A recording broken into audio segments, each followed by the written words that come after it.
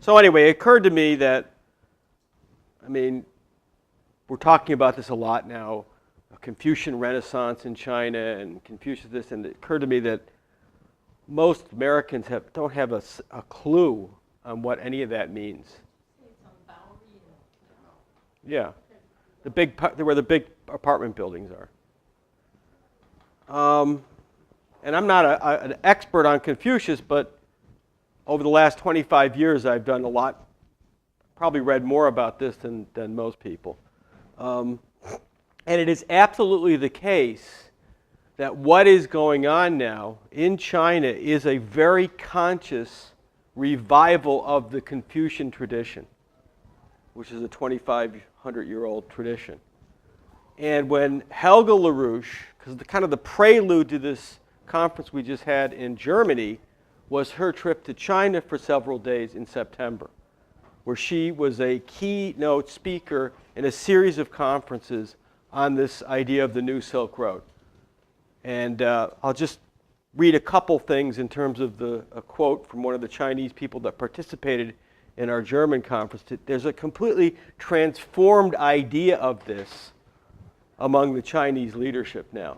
So they've taken all of our elements of the idea of the Eurasian land bridge and the New Silk Road, and they've now come up with a completely new conception, and it's very Chinese. But anyway, you'll see. But I want to play just a short audio clip, because Helga, upon returning from China, was extremely concerned that people in the West would not get it. That they'd say, oh, well, okay, they can say this and that, but these, those Chinese are always trying to dominate everything and blah, blah, blah, blah. So I'll just play this and you can get an idea of what she...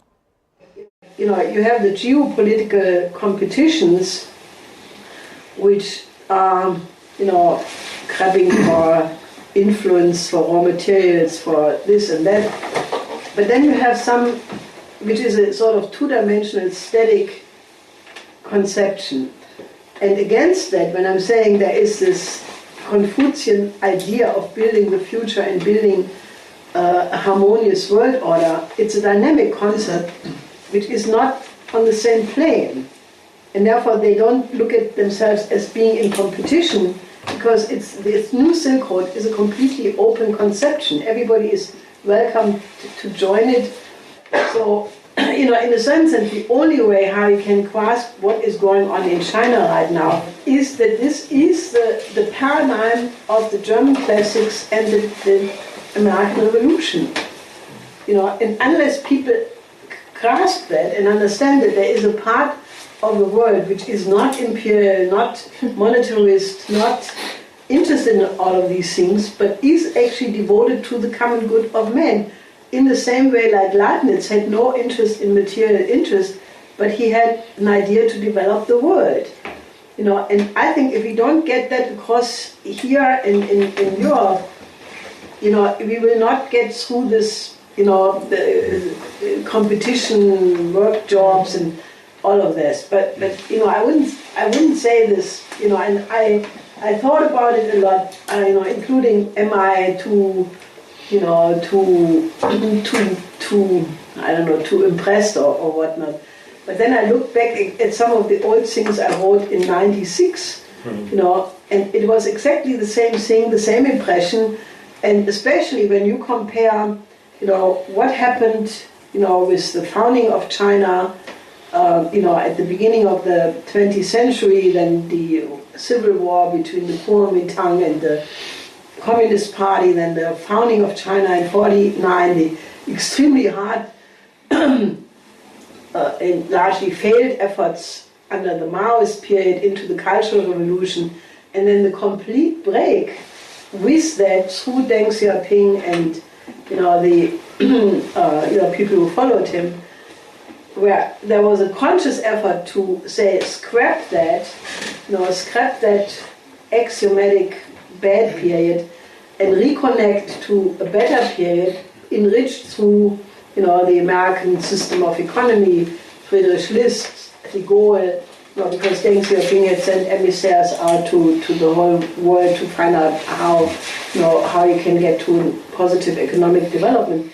So I think, in a certain sense, what is there is extremely precious, because you have in universal history, in the present, you have one large section which is, in a certain sense, like the image or the spirit of Leibniz, the spirit of the American Revolution, the spirit of the German classical period.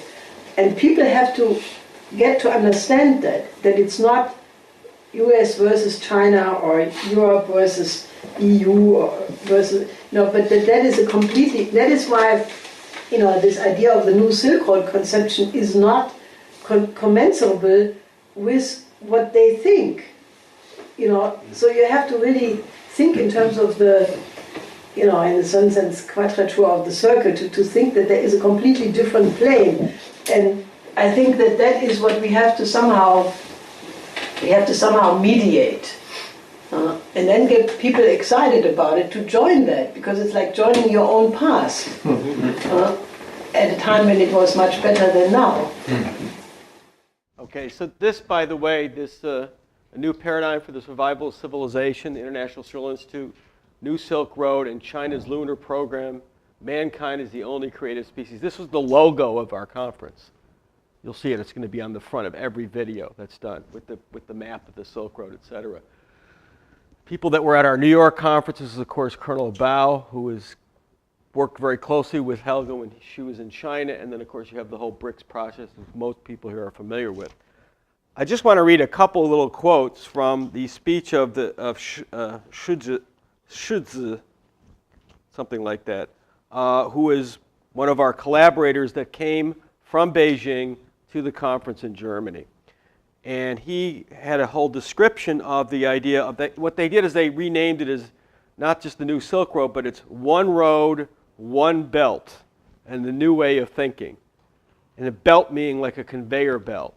So these would be like conveyor belts, right? So it's one road, and then along here you get all sorts of developments with trade and culture, which is, of course, what the Silk Road was. And so one of the key things is and this is, he says, quote, "The focus on this concept of cooperation reflects China's new concept of justice over profit." I like that. Our promotion of justice over profit, in addition to promoting mutual development and a mutual benefit, also includes the notion of a balanced development. Development cooperation is a process of balanced development. It's not merely a question of one-sided, rapid development, but also of the raising of the quality of development. One belt and one road lays stress on the concept of the three no's. Okay? This is the new idea of the three no's. What are the three no's? No interference in internal affairs of others, no seeking for spheres of influence, no striving for hegemony. This signifies a different historical development of China's, quote, rise compared to that of other nations, reflecting a clear focus of a developing nation seeking its new role in the world. And there's more. This is just a couple little quotes, but you get the idea, right? Justice over profit, no interference, no geopolitics, it's all for the benefit of the other. Now, this is quite consciously in China a revival of Confucianism. This is Minister Xi Jinping. This is a speech. He went out of his way. They organized a conference on the 2,565th anniversary of birth of Confucius, which is in September. And he says, you can see, with the attention from our leaders and enthusiasm of the public, Confucianism and Chinese classics are being revived. Culture is the soul of a nation. Countries must value and maintain their own thinking and culture while recognizing and respecting others. All countries and nations should learn and draw on the strength and quintessence of others' ideology and culture. This is an important condition to encourage dignity, confidence, and strength of native ideology and culture. Any kind of civilization, no matter which country or nation it originated from, is fluid and open. And this is not a new thing from September. A year ago, in November, he visited Chufu, which is Confucius' birthplace. And this was a big event. And this town of Confucius' birthplace has now become a big center of activity, where you have, I don't know how many tens of thousands of Chinese people from all over the country. They go on their vacation. They go to this place. This is right. This is completely new. And you can see what he said. Our nation will be full of hope as long as the Chinese pursuit of a beautiful and lofty moral realm continues from generation to generation. Desinicization. Desinicization. That's like the deconstruction of Chinese culture. That's what that means. Is not something we should celebrate. The classics should be embedded into students' minds and become the genes of Chinese culture. Now, this is a complete revolution. And just to remind you, some people have seen the material I presented on the Cultural Revolution, the Mao to Mozart, you know, when Isaac Stern went to China. People here remember that. And that clip of the professor who was so brutally treated during the Cultural Revolution, the Shanghai music professor. So a central part of the Cultural Revolution was the destruction, you can see here, destroy the old world, forge the new world. And you see one of the red guards with a sledgehammer. And you can't see it here, but what he's smashing is a crucifix, Christianity, Buddhism. The Buddhist temples were all looted and burned, and etc. And then here's the Confucian classics. And I think this is a record or something, probably. I can't tell, right? And as part of this, now are people aware that the Chinese written language, that there's 2 Chinese written languages? Anybody here know that? No. See, most people don't know that. What they did is they took the written language and they changed it. They said, well, we're going to and this was very conscious. If you read the people what the people that say that did this, is that we have to annihilate. We have to rip the Chinese classics and Confucius out of the culture. That's the old China, right? And so they made these simplified characters. And these are maybe not the best examples, but this is like totally unrecognizable. You would never figure out. This is the word for book, shu. Yeah, you'd never be able to figure out that these are the same words. This is the word for study, shui, hui. Anyway, it's all like that. So once you bring up all these kids with just the simplified Chinese, they can't even go to the library where the classics are, and they can't read them, right? So this was. Yeah, this is what the written language in mainland China is. In Taiwan, in the Republic of China, they maintain the traditional language because obviously there weren't a bunch of Cultural Revolution Maoist freaks, right? I mean, now it's changed. Now they've published the classics and the Confucian classics in simplified Chinese so that people can read it. Although the elite in mainland China all know traditional Chinese. So it's only going to be a matter of time where that's brought back, I think. I may be wrong, but all right. So I want to just give you some background. Who is this guy Confucius? When did he live? How does this all fit in with the general development of Chinese civilization? So this is my ancient China timeline, and it starts about 3000 BC, because actually we have archaeological evidence from that. And back then, first of all, like for the Roman Empire, they had Romulus and Remus, right? Everybody has the mythologies or the Old Testament, the creation. So the origins of the Chinese civilization are what they call the 3 sage kings, and these are 3 Promethean people that make great discoveries that actually can bring the people of this area into some civilized form. The first one is Sui Ren, who invented fire, or brought fire to the Chinese people in cooking. Very important. Fuxi husbandry. He's also the one that's accredited with the I Ching. I don't know. I won't go into that, but. And then Shandong, who brought the Chinese people agriculture and medicine. So there you have it. You have agriculture, farming, medicine, chemistry. That second one says husbandry. Husbandry, animal farming. Animals.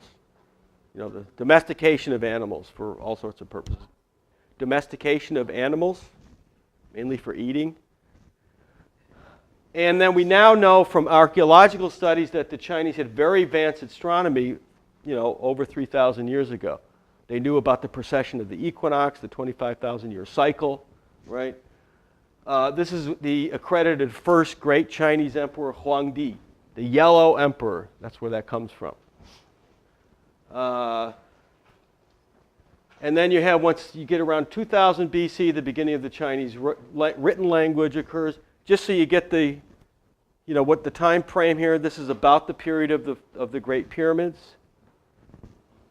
Egyptian civilization, and then when you get to the Shang Dynasty, you already have over 2,500 years or 1,500 years, or whatever, more plus of development of Chinese civilization. That's when Moses comes around, the Trojan Wars. So these things we think of as very old, but this already for 1,000, 2,000 years, Chinese civilization has been developing.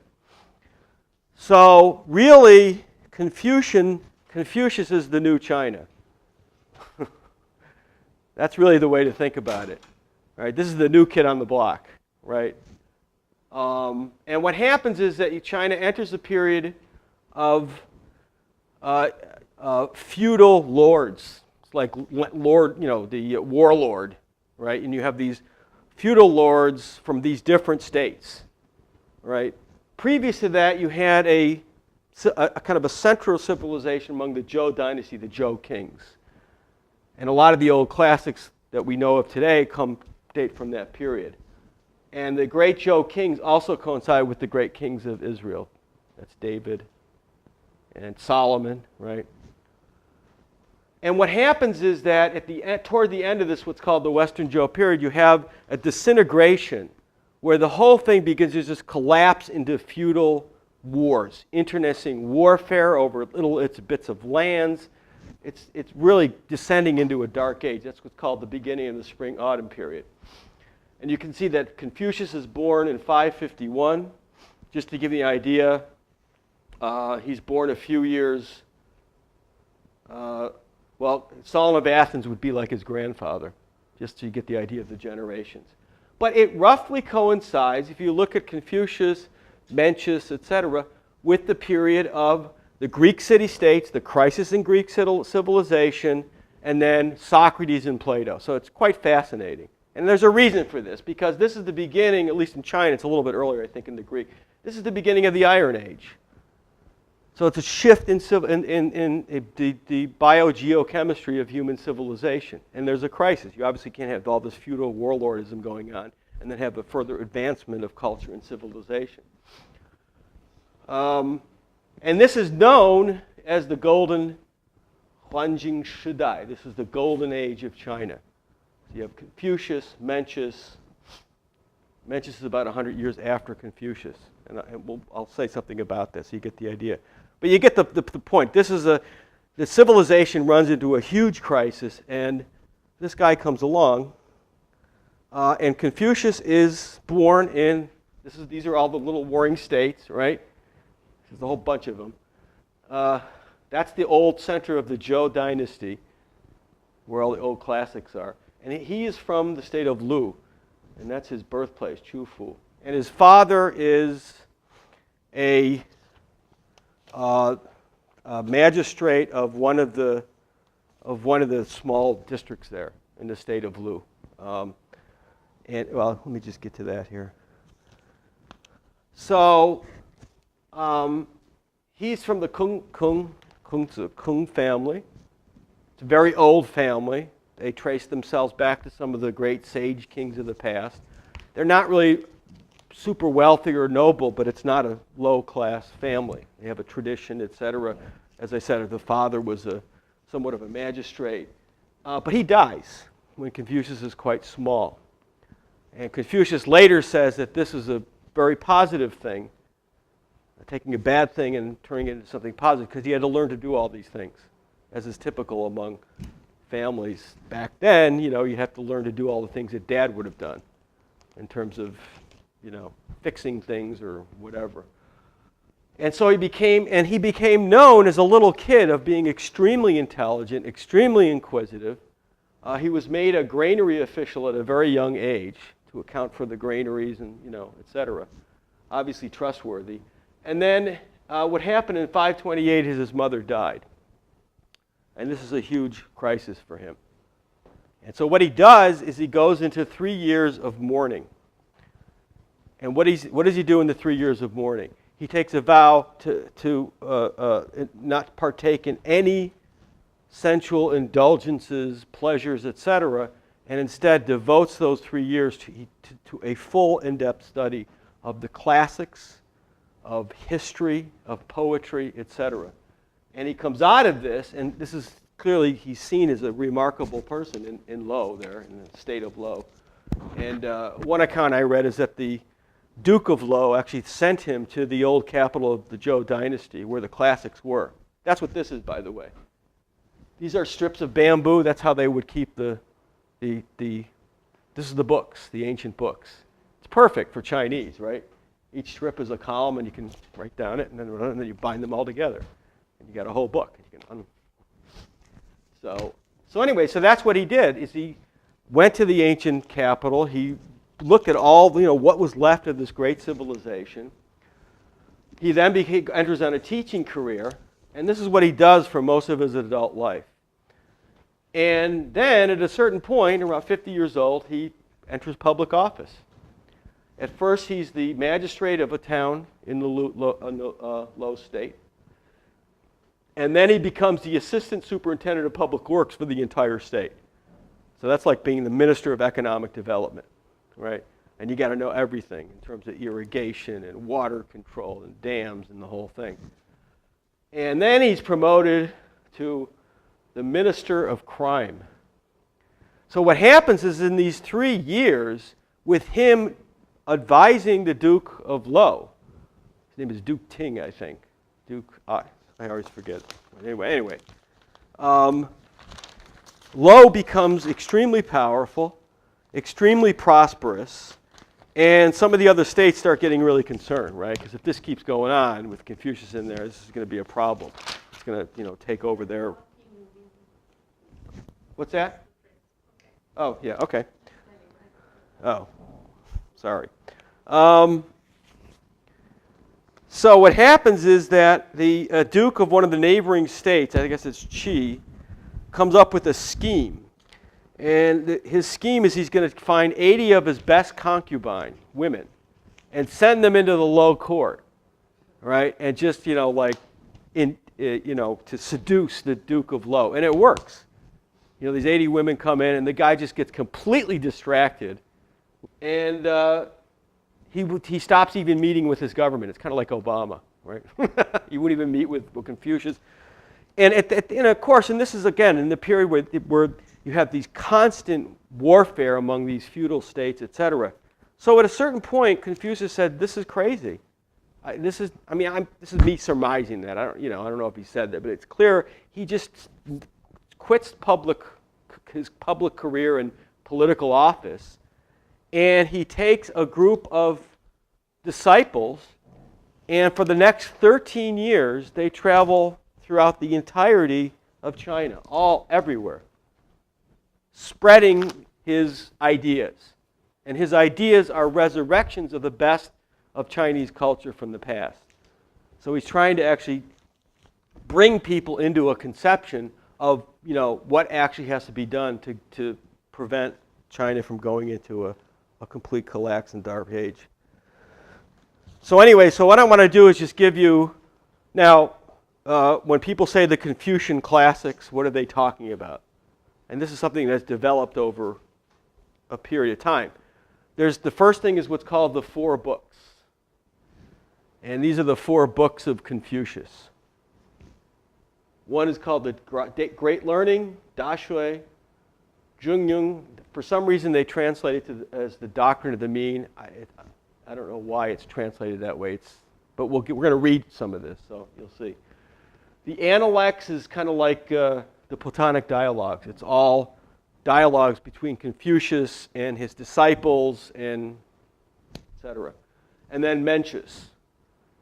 And Mencius is really nothing more than the first revival of Confucianism. So he revives us 100 years after Confucius' death. and then goes around exactly what Confucius does. And Mencius is all dialogues between Mencius and dukes and, political figures, etc., on how you govern, right? And then what they call the 5 classics. And what these are said to be is the 5, in fact, it's said to be 6, but this one's lost, great classics of Chinese civilization that were preserved in the Zhou court, which Confucius would have looked at. And then in all of these cases, he added to them, Confucius added to them, or in the case of this thing, the Spring-Autumn Annuals, he actually wrote it. So you look at what you have here. You have a book of poetry. It's a wonderful thing. It's all these little poems and songs, right? You have a book of history, which is really a book of, it's called the alternative to the book of documents, right? What are the, the ancient regimes, etc. The book of rights, that's more like the book of moral conduct, right? And there's all sorts of stuff in there. I Ching is the book of changes. That's the, hexagrams and trigrams. Anybody know anything about that? No? Okay, we won't go into it then.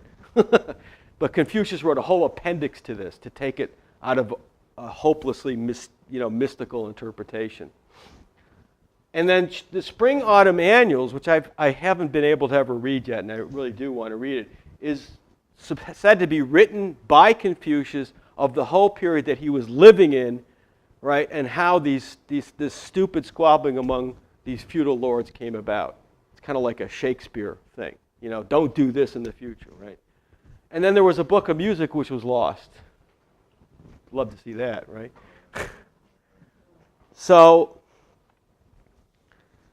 I want to start with this, because by the time that Confucius is doing all these things, and when he went to the old ancient capital of the Zhou dynasty in Luoyang, or Lo they call it, he could have very well run into Lao Tzu. Now, does anybody know anything about Taoism? You ever hear anything? Taoism? I guess we don't have any Oriental fanatics here, right? Taoism, yeah. This is Lao Tzu. Yeah, okay. So it's basically mysticism. And this is definitely one of the things that would have set alarm bells off in Confucius's mind. And I'll just read this. This is the Tao is when it says path, that's Tao. It literally means path. So what does he say? He says, the path, if it could be defined, would not be universal, the universal path.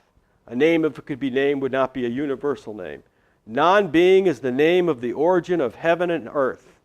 Being is the name for the mother of all physical things.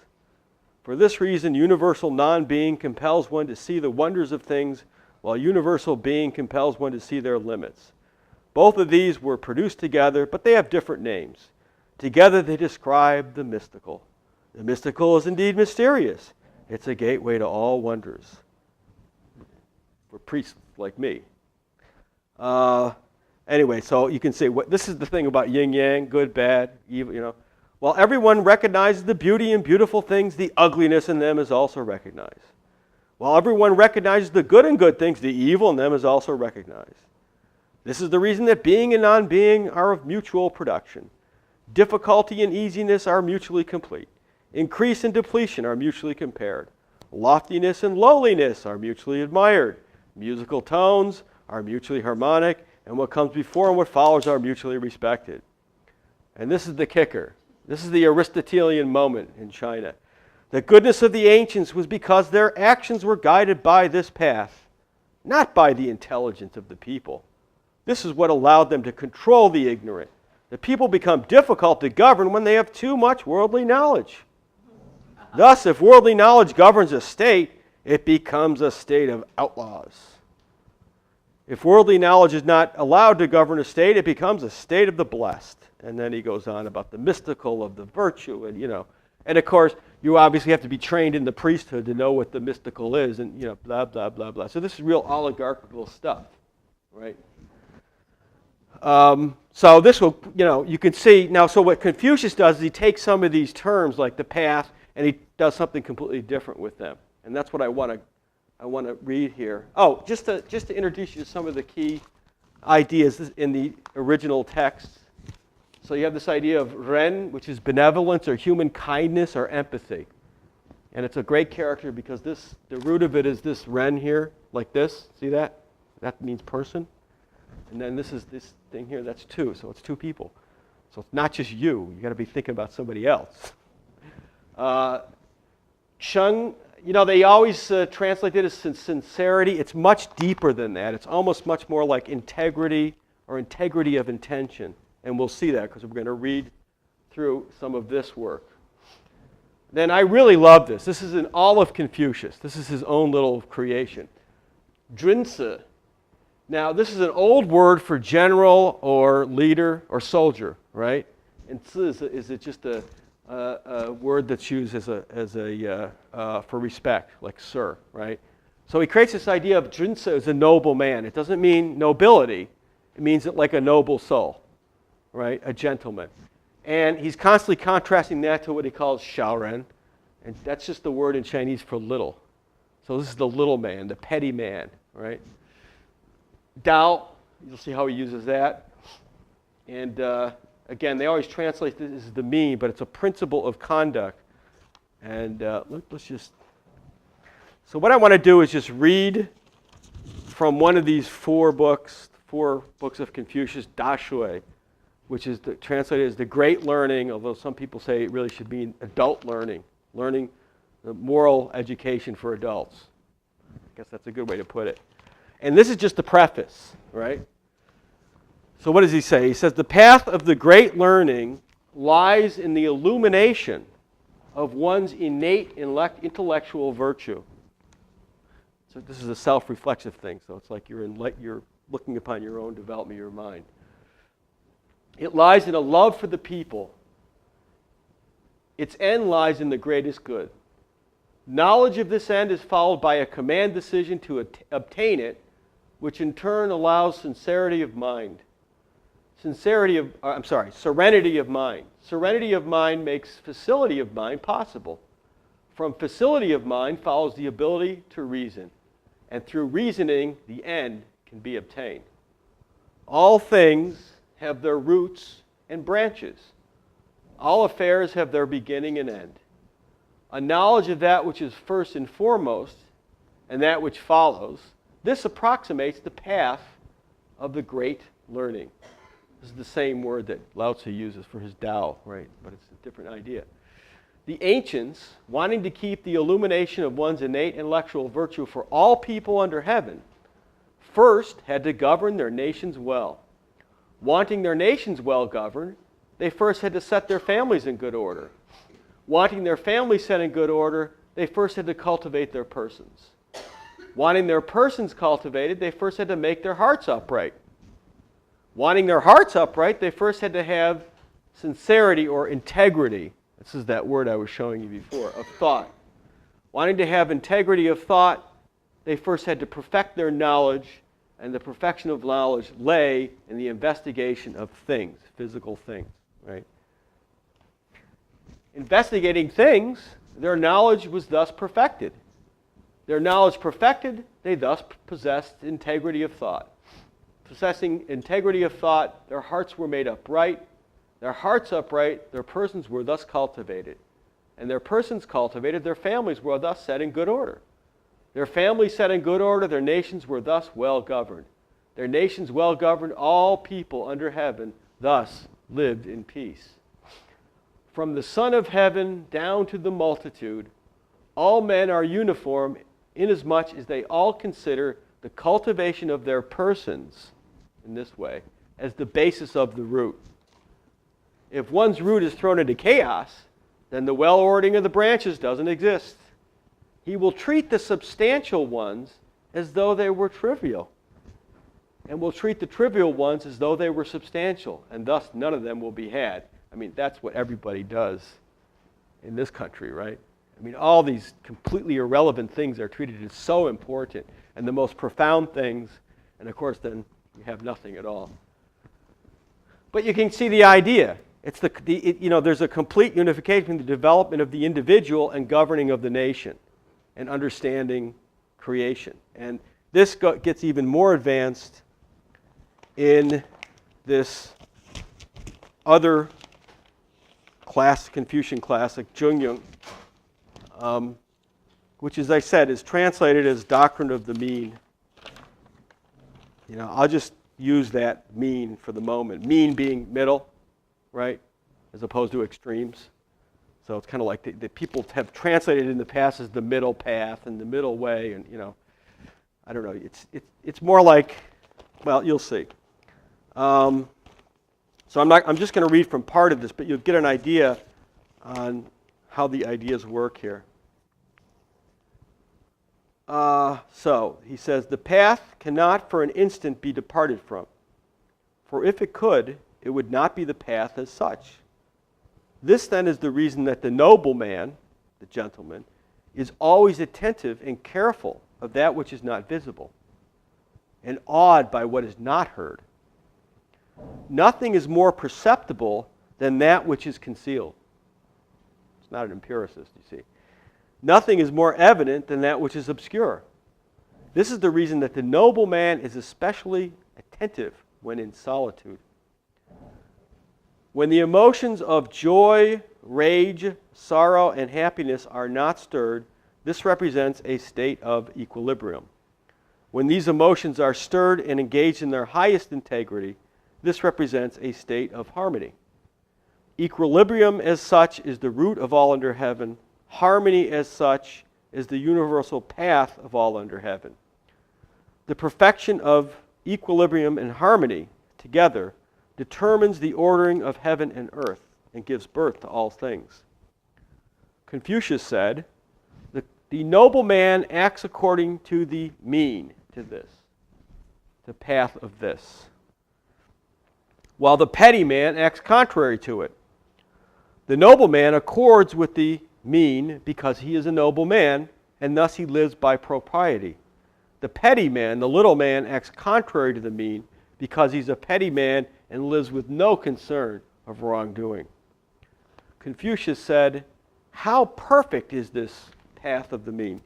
Rarely are those who maintain it able to last long among the populace. Okay, this is not popular opinion. Very interesting, right? Confucius said, there is nobody who does not eat and drink, but very few who are able to have the knowledge of a refined taste. The path is not walked upon by many. All right. And then he makes a point of saying, to live as a hermit, hidden from the world, acting in mysterious and incomprehensible ways for future generations to recall, this I don't do. So this is a direct attack on this Taoism and Lao Tzu and mysticism, etc. The noble man absolutely depends on the mean. The world shuns him and never acknowledges him, but this he doesn't regret. Only a true sage is able to act this way. The basest of common men and women are able to know of this. Yet, in its greatest reaches, even the wisest of sages do not know all of that which it possesses. If the noble man were to speak of the greatness of the path and the very large, he would find nothing under heaven able to contain it. If he were to speak of it in the very small, he would find nothing under heaven able to divide it. This is fascinating, right? This is a minimum-maximum idea. The path of the noble man reaches down even to the level of the most common men and women, while in its greatest reaches, it observed throughout heaven and earth. All right, and this is where we get into the real kind of guts of it. The individuals, human individuals, sincerity of intelligence, this is this word chung. I'll use the word integrity. Integrity of intelligence is defined by his nature, by human nature.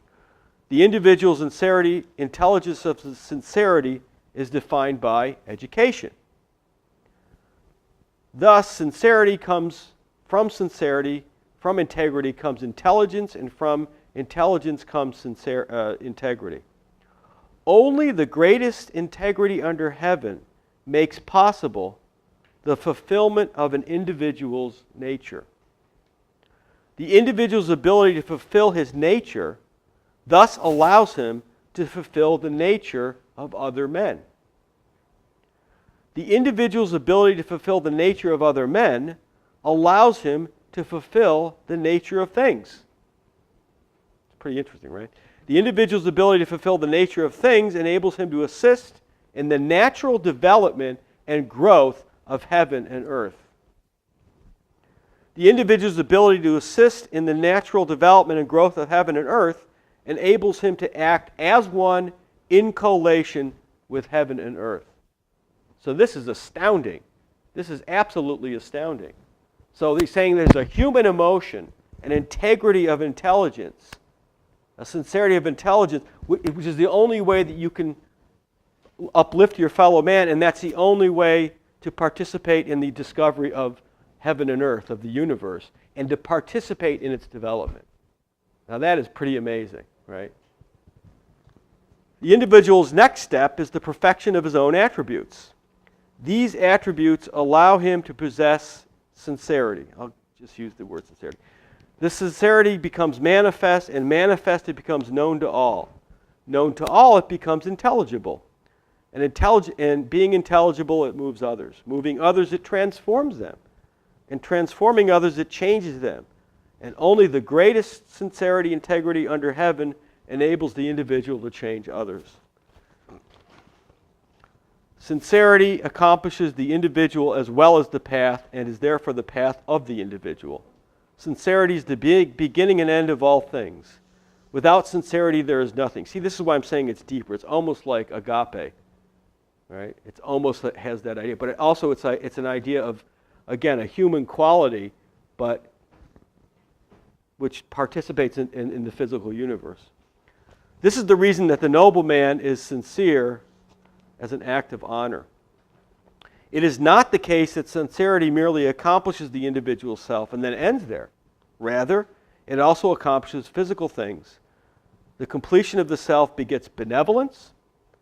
The completion of things begets knowledge.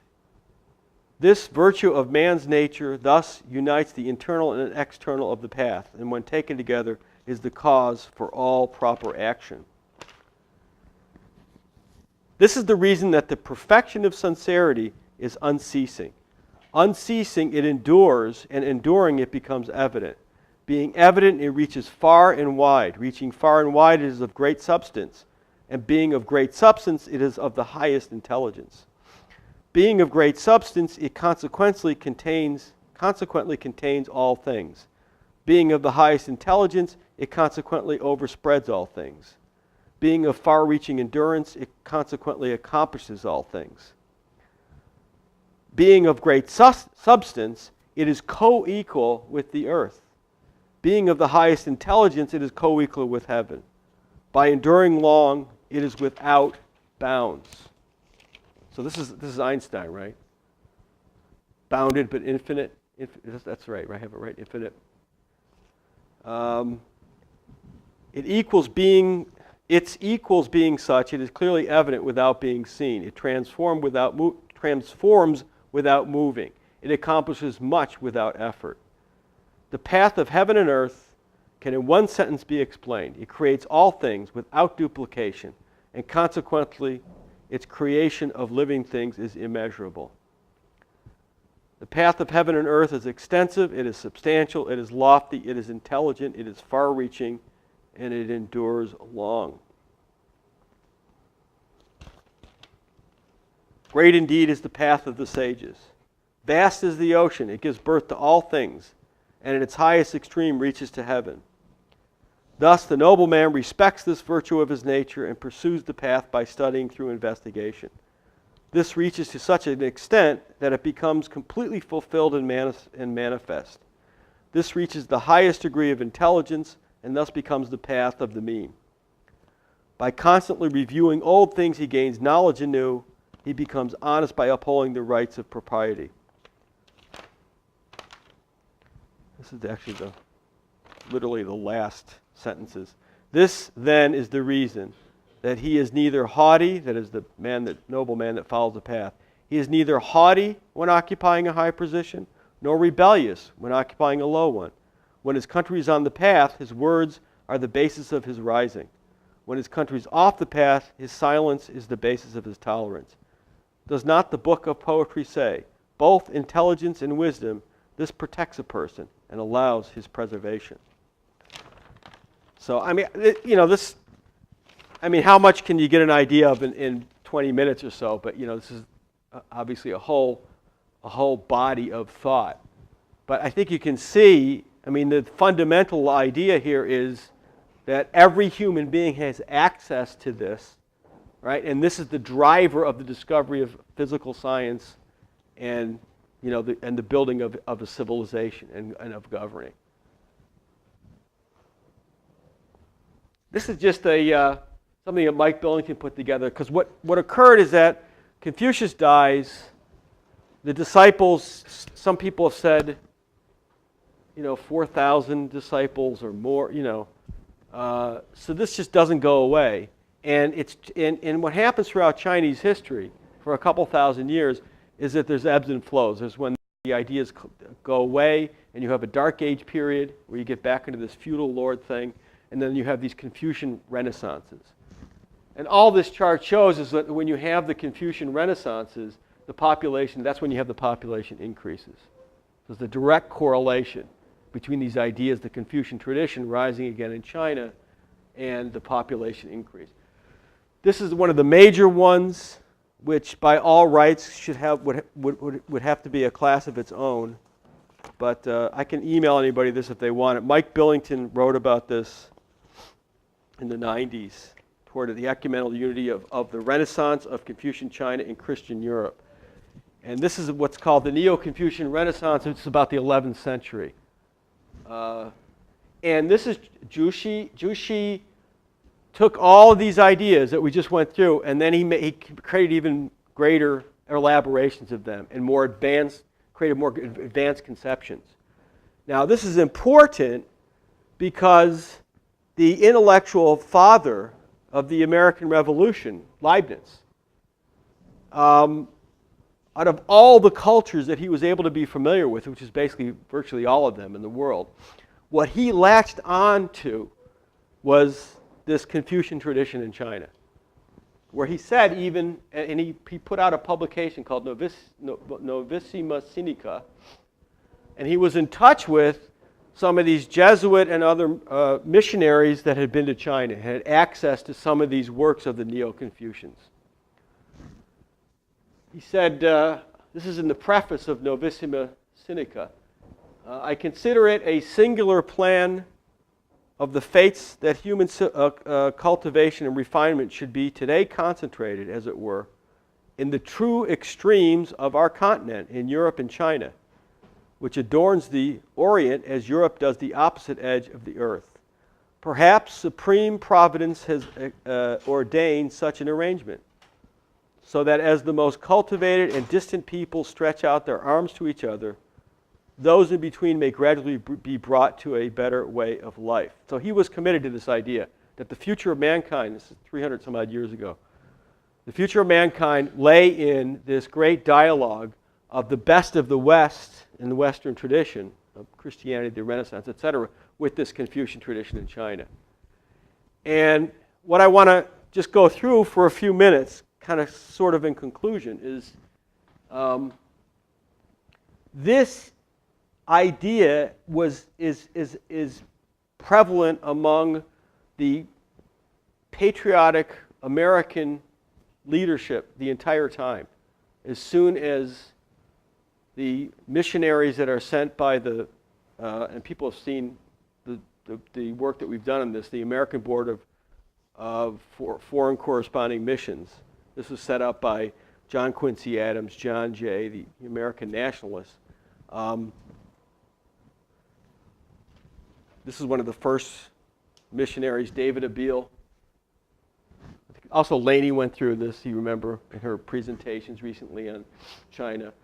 But in every case, we ally with this guy, Xu Jiyu. He was a top Confucian leader at the time in the 1830s and 40s. So, and he was obviously deeply concerned at what was the destruction of China through the British occupation, the foreigners coming in, the kind of weakness of the Qing dynasty, etc. And remember, this is the guy who sat down and got the whole briefing from David Abele on George Washington. And as soon as and it makes total sense. You can imagine this Confucian guy sitting there, steeped in these great ideas. And then this guy is briefing him saying, we just created a whole nation based on the idea of human goodness. And this guy, Washington, here's what he did, just for the betterment of mankind. And so this guy, he gets so excited that he says, my God, this guy Washington, he's like even greater than the ancient sage kings, which I think would be somewhat heretical almost, right? But he's just like, and he's the one that creates that atlas of the world. That begins a process of modernization in China. So my contention has always been modern China as we know it emerges out of the process of the American Revolution, which is actually something that goes back even further. So it's never been anything but the principle of the American Revolution and an alliance with the Confucian China, right? Now I want to just mention this because this is one of the unsung martyrs of American history. This is a young man called Walter Macon Lowry. You can see he doesn't live very long. And Walter Macon Lowry is the son of Walter Lowry, Senator Walter Lowry from Pennsylvania, who comes out of these Philadelphia, Carey nationalist circles. Matthew Carey, right? And he's a Presbyterian missionary. And he goes to China, and he's, as any passionate American would be, he sees this great culture, and so they come up with a scheme where they want to create the first metal type for Chinese characters so they can print books, right? Print Chinese books. So this is from his father, this quote, on receiving a report of this. He says, this printing press and the Chinese characters were received in February. The theory of printing the Chinese language with metal type, a large portion of them being divisible characters, was to be reduced to practice. The type were to be cast and 4,000 different characters were to be arranged in cases for the compositor. It's a lot of type. Mr. Cole was experienced in English printing, but he had no knowledge of Chinese, so the entire arrangement of the characters devolved on my son, Reverend Lowry. Everything was new. After months of labor, these difficult matters were accomplished, and the press went into successful operation in June. So he sets up shop in China, in Ningpo, and he sets up a whole. Well, here's what he said. So he writes back to his father. This is Walter Macon Lowry writing back to his dad. He says what? He says, I got my head full of a notion of preparing a dictionary of the Confucian 4 books. There's no existing dictionary by which a Chinese student can read even the 4 books with satisfaction. My plan would be to make a dictionary first of all the words in the 4 books, about 2,500. Second, to give all the meanings of each word that occur in the 4 books, which, as they are a foundation of Chinese literature, of China, would be by much the greater part of the important definitions needed. Third, to give pretty full biographical notices of all the persons and notices of the places mentioned in the 4 books. This would give nearly everyone that is important in Chinese ancient history. I have not spoken of this to anyone and do not wish to do so, as so many things may interfere. I should like to get your translations published, get the translation published in Paris and Berlin. So he actually starts collecting all this stuff from all over China and builds a library, a Confucian 4 books library, right?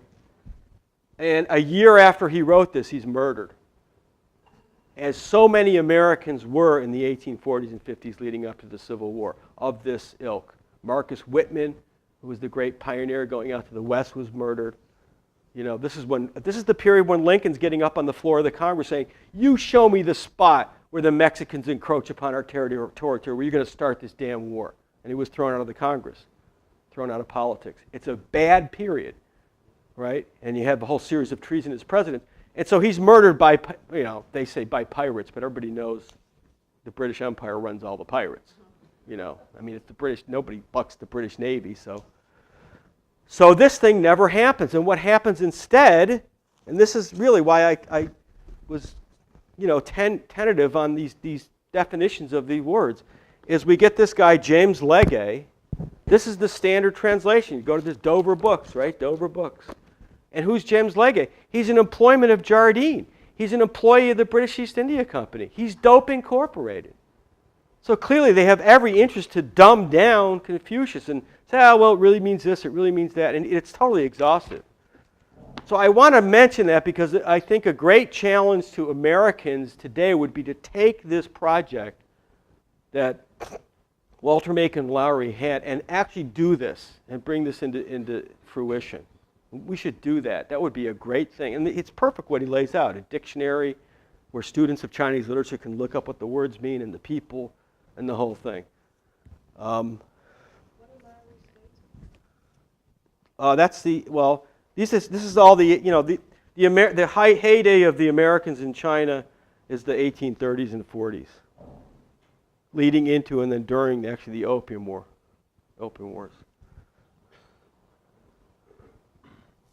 So we win the Civil War. The rebellion in China that's sponsored by Palmerston and the British to destroy it is broken up. That's a whole other story. So what happens is that one of the things that's done in 1868 is the United States, the Lincoln people, Kerry people say, okay, we're gonna make a treaty that stipulates that the United States recognizes this Chinese empire, this government, as a sovereign government, subject to all rules of, international law, etc. It's called the Burlingame Treaty. But what's important about it is at the ceremony for this in Beijing, because Burlingame goes over there, he's the plenipotentiary of the United States to China, to the Chinese empire. And Xu Jiyu, during this period of the Opium War and then what's called the Taiping Rebellion, which is kind of like the Chinese version of our Civil War. It's like a Confederate insurrection. It's more to that, but so Xu Jiyu, the great admirer of Washington, D.C., is like in exile and he's hated, etc. So once that is over, he's brought back and he's at this ceremony in Beijing for this Burlingame Treaty, right? And they present him an actual portrait, a Gilbert Stuart portrait of George Washington. And this is what Burlingame says. You get the idea. So he's, like them, he honored agriculture. Now, he's talking about Washington, like your ancient Chinese heroes. Like them, he honored agriculture. Like them, he was for peace and only fought in defense of his country. Like them, he believed that every man is entitled to the inspiration of fair opportunity. And like them, he held to the doctrine of Confucius, spoken 2,300 years ago. We should not do to others what we would not that others should do to us. This great truth came to Washington not negatively but positively from divinity itself. As a command unto him, do unto others as you would have others do unto you. Why should we not exchange our thoughts? Why should we not have the moral maxims of Confucius and Mencius and you the sublime doctrines of Christianity? Why should not this great nation, the mother of inventions, whence comes paper, printing, porcelain, the compass, gunpowder, and the great doctrine of the people are the source of power? That's your Tian Chao Wei Gong. I'll come back to that. Follow up their inventions and principles and enjoy them all in all their development. Why should not the discoverers of coal have the wealth and strength derived from its use? And those who made the first watertight vessels guided by a compass used the great steamers whose swiftness makes us your near neighbors and which carry 1,000 men on their decks. I present this portrait with all goodwill in the name of the people of the United States, hoping it may ever recall to you and yours their enduring friendships for your country and their love and regard for you, its worthy representative. And then this is Lynn Speed's favorite picture. So this is Li Hongcheng. Now, what happened is that out of this thing with Xu Jiyu and the Atlas, etc., came a movement in China called the self-strengthening movement. And the idea is that they were going to grab all the best ideas of the West and build China up, because they were all pissed off at how weak the Qing dynasty was, and China was being bullied by the British, and it was pretty horrible, right? So one of the central people in this was Li Hongchang. He's the guy that actually sent, or was the liaison between the fellow that came over here during the Civil War to get the equipment from Springfield, Massachusetts, the machine tools to take back to China to build an arsenal and the whole thing. It's a whole story, right? So he's an important person. But what's the secret of Li Hongchang? He graduated as one of the highest Confucian scholars at that time in all of China, had the greatest marks. Because that's how you got into political office. You had to pass these exams based on your knowledge of the Confucian classics. So again, there it is, right? Makes total sense. Now, I have to show this because this is only 70 years ago. So if you were a serviceman in the U.S. Army in 1944, now 1944, you would have seen, this is much longer, but this is the Frank Capra series, Why We Fight. Are people familiar with that? Yeah. It was to introduce servicemen to the different countries, and this is the section of the one on China, and it's really delightful. Of every 5 persons on the face of the earth, 1 is a Chinese. And since 1/5 of all the human beings in the world are Chinese, we should know what sort of people they are. Well, in all their 4,000 years of continuous history, they have never waged a war of conquest. They're that sort of people. They developed the art of printing from movable type. They invented the mariner's compass, without which no ocean could be crossed. They were among the first astronomers, and their observations of the stars and planets made possible the accurate measuring and recording of time. They are that sort of people. And why do we call our dishes China? Because the Chinese invented the art of making porcelain. And as we all know, they invented gunpowder, not as a weapon of war, but to celebrate their holidays and religious festivals. And it was one of China's great philosophers who, 500 years before the birth of Christ, gave mankind these words: "What you do not want done to yourself, do not do to others." They are that sort of people, enriching the world in which we live. Yes, China is incredibly old, incredibly big, incredibly populous. And then it goes on with the next footage is the Japanese bombing, and then it's this has to be said. We cannot allow this civilization to be destroyed. So this is not that long ago, 1944.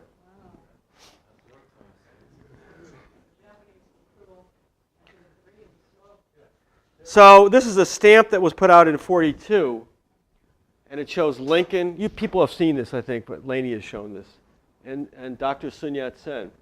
And I just want to kind of conclude with this because I've been rethinking this stuff.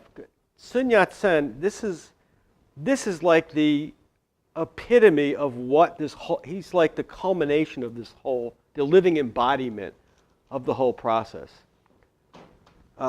What I should mention is that the reason that one of the big things that Leibniz got involved in, he wrote a long paper called The Natural Theology of the Chinese. And there was a big debate because a bunch of the Jesuits said, well, there's no way that these Chinese can be converted to Christianity unless they renounce their entire tradition and culture. It's all heathenism, blah, blah, blah.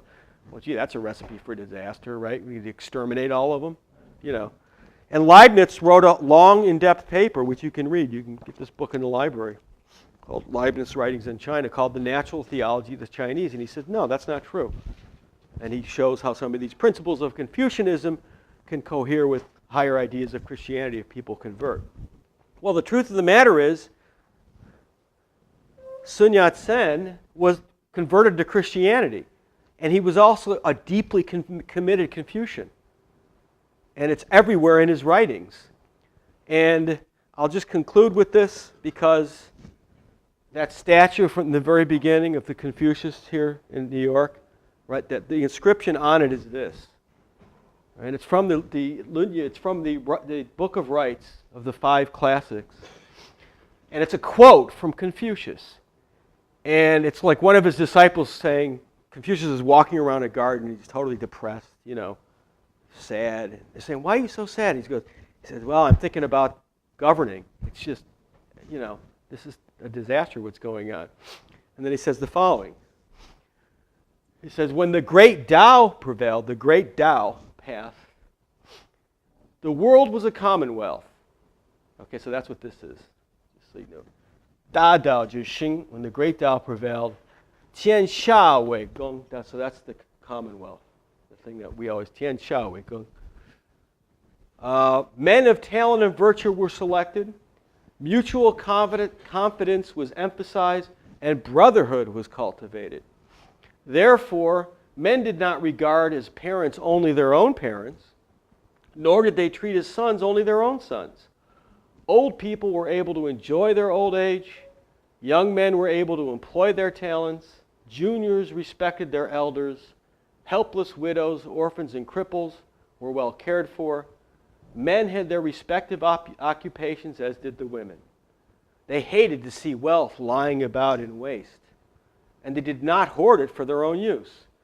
They hated not to use their energies, and they used their energies not for their own benefit. Thus, evil schemings were repressed, and robbers, thieves, and traitors no longer appeared, so that the front door remained open.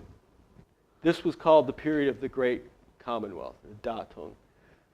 And I use this because that inscription on that statue over there is a precise replication of this writing, which is Sunwen, that's Sun Yat-sen. So this is one of his favorite passages to write out. Yeah, and that inscription over there, they did it so it's exactly his handwriting, which I didn't realize until we were there, and I looked at it closely, but that's what it is. And he mentions the great learning all the time, too. So this is kind of like, so I think it gives you a different kind of view, a more enriched view when we see the work that Lyndon has done and Helga for 40 years, really kind of 30 plus years with this dialogue with Chinese civilization, this whole BRICS process. Well, that's it. I think that's pretty straightforward. But it's exciting. I mean, this is an open book. I think that's the idea. We're just at the beginning of the journey. Put it that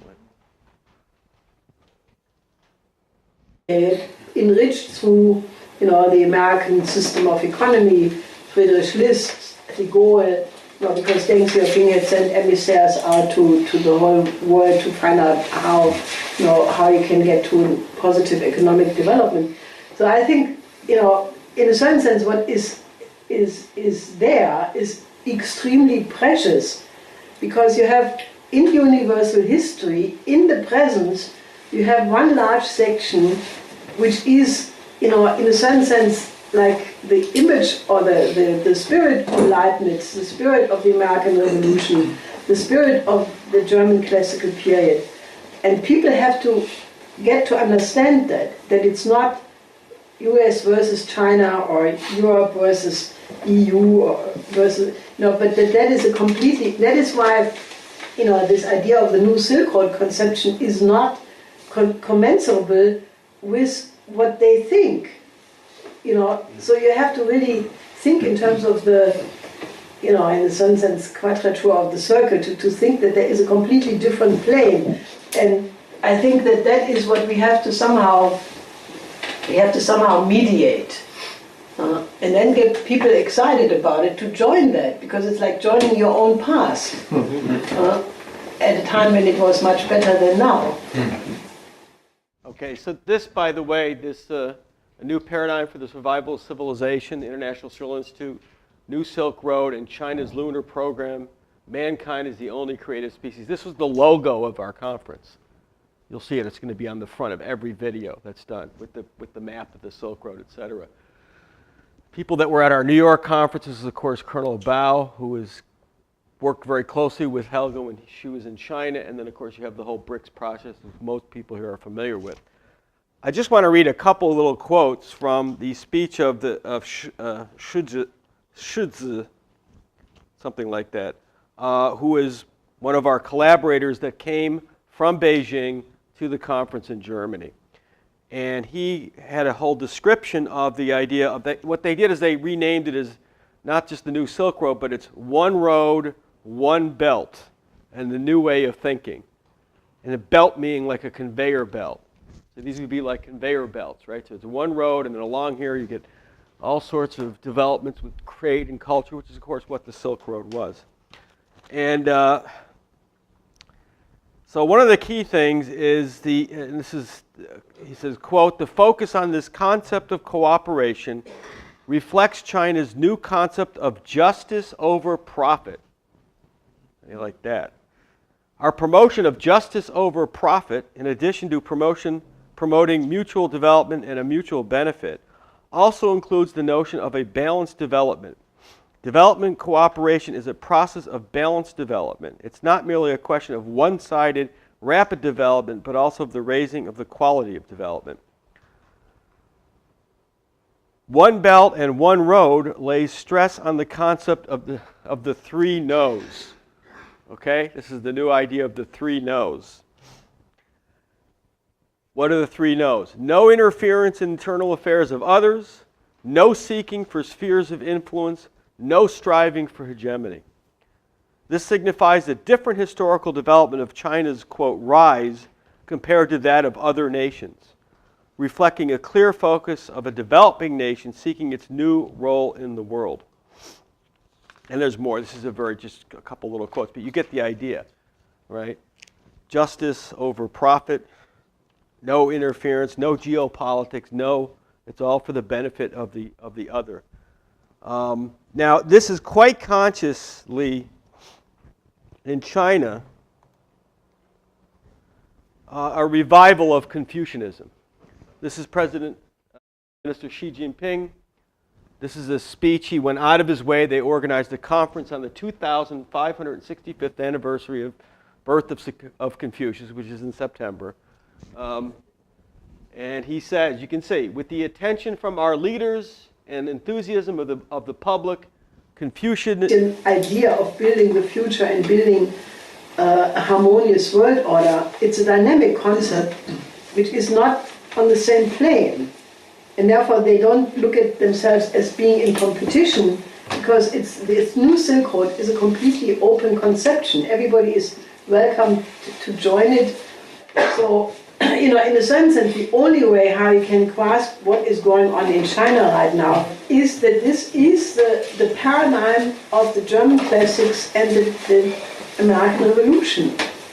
And unless people grasp that and understand that there is a part of the world which is not imperial, not monetarist, not interested in all of these things, but is actually devoted to the common good of man, in the same way like Leibniz had no interest in material interest, but he had an idea to develop the world.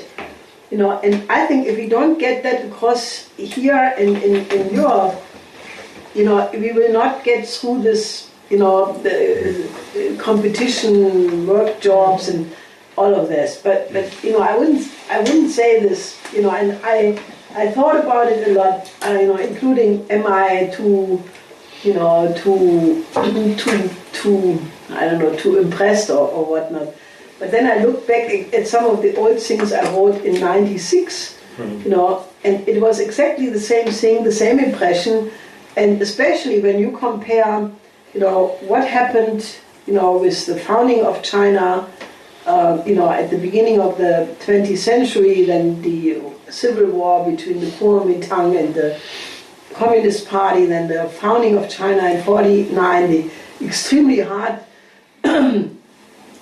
and largely failed efforts under the Maoist period into the Cultural Revolution, and then the complete break with that through Deng Xiaoping and the people who followed him, where there was a conscious effort to say scrap that axiomatic bad period and reconnect to a better period. Confucianism and Chinese classics are being revived. Culture is the soul of a nation.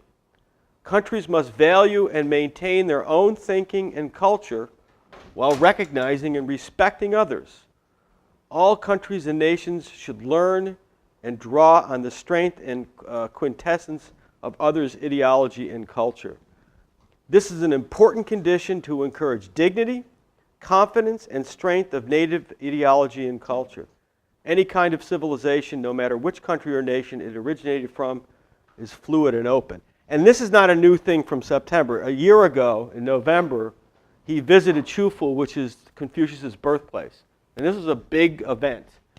And this town of Confucius' birthplace has now become a big center of activity, where you have, I don't know how many tens of thousands of Chinese people from all over the country. They go on their vacation, they go to this place. This is completely new. And you can see what he said. Our nation will be full of hope as long as the Chinese pursuit of a beautiful and lofty moral realm continues from generation to generation. Desinicization. Desinicization. That's like the deconstruction of Chinese culture. That's what that means. Is not something we should celebrate. The classics should be embedded into students' minds and become the genes of Chinese culture. Now, this is a complete revolution. And just to remind you, some people have seen the material I presented on the Cultural Revolution, the Mao to Mozart, you know, when Isaac Stern went to China. People here remember that. And that clip of the professor who was so brutally treated during the Cultural Revolution, the Shanghai music professor. So a central part of the Cultural Revolution was the destruction, you can see here, destroy the old world, forge the new world. And you see one of the red guards with a sledgehammer. And you can't see it here, but what he's smashing is a crucifix, Christianity, Buddhism. So anyway, it occurred to me that, we're talking about this a lot now, a Confucian Renaissance in China and Confucius this, and it occurred to me that most Americans don't have a clue on what any of that means. Yeah, where the big apartment buildings are.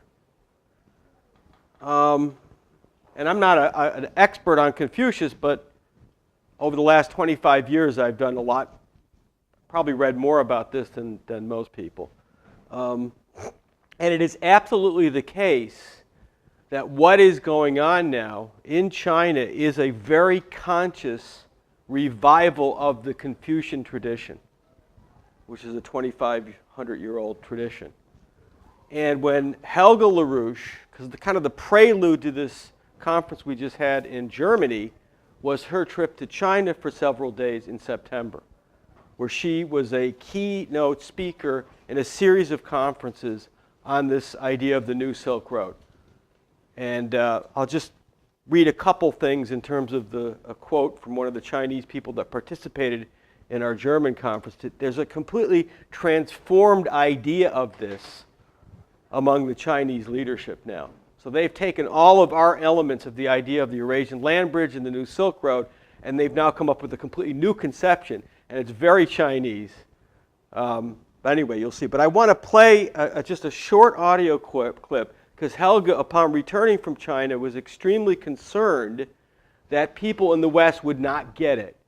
That they'd say, oh, well, okay, they can say this and that, but those Chinese are always trying to dominate everything and blah, blah, blah, blah. So I'll just play this and you can get an idea of what she... You have the geopolitical competitions which are, grabbing for influence, for raw materials, for this and that. But then you have some, which is a sort of two-dimensional static conception. And against that, when I'm saying there is this Confucian